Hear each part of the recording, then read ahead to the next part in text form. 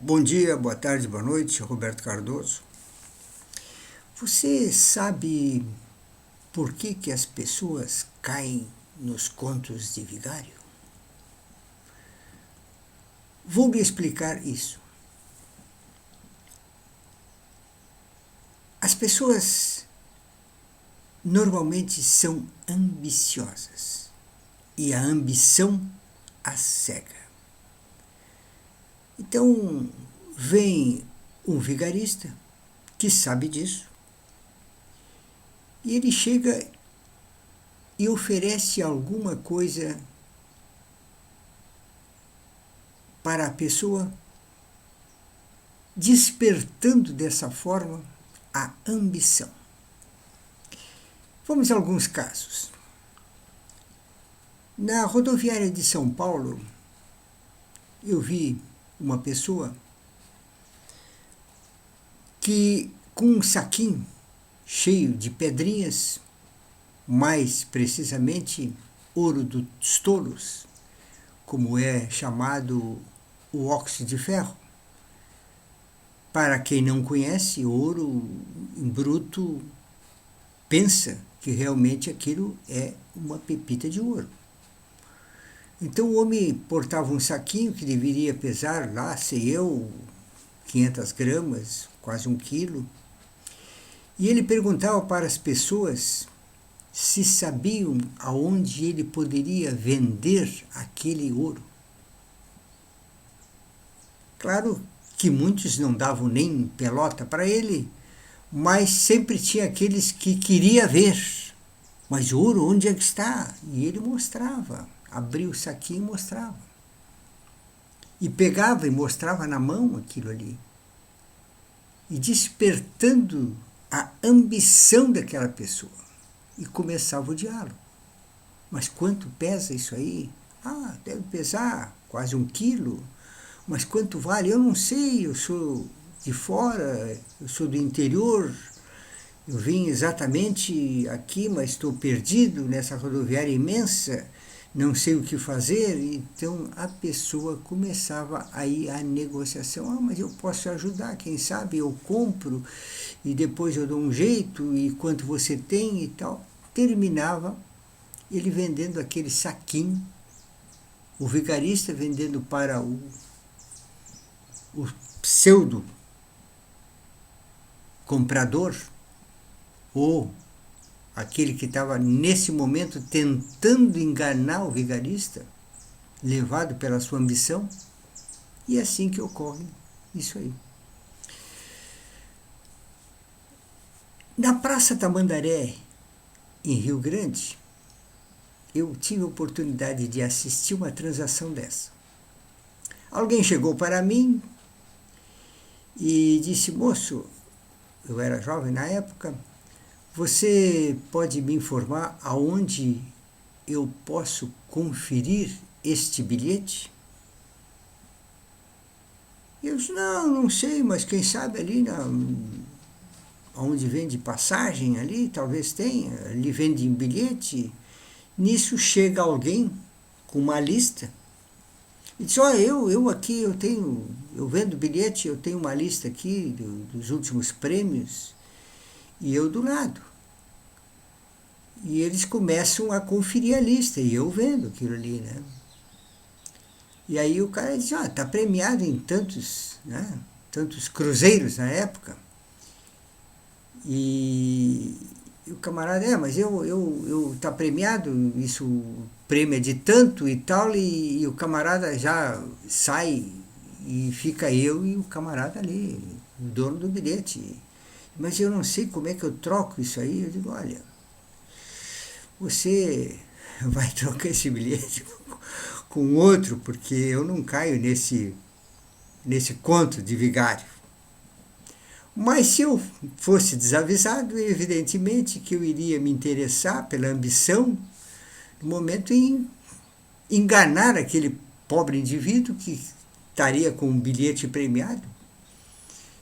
E eu seria então a vítima, porque eu entraria em negociação e claro que o camarada era muito esperto, iria me enganar, e eu ia deixar meu dinheiro por um bilhete qualquer. Então, a ambição é que leva a coisa. Lembro também uma vez que eu e o meu filho estávamos indo de Montenegro a Porto Alegre, nós íamos todos os sábados à tarde, nós fazíamos um curso na ENDE, que é Escola Nacional de Desenhos.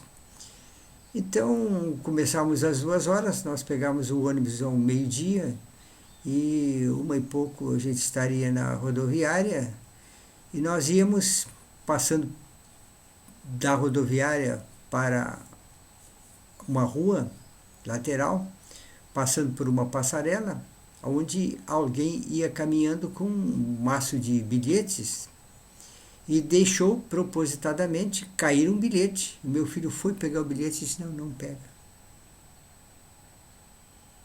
Aí alguém que vinha do lado pegou o bilhete e foi entregar para o vendedor do bilhete.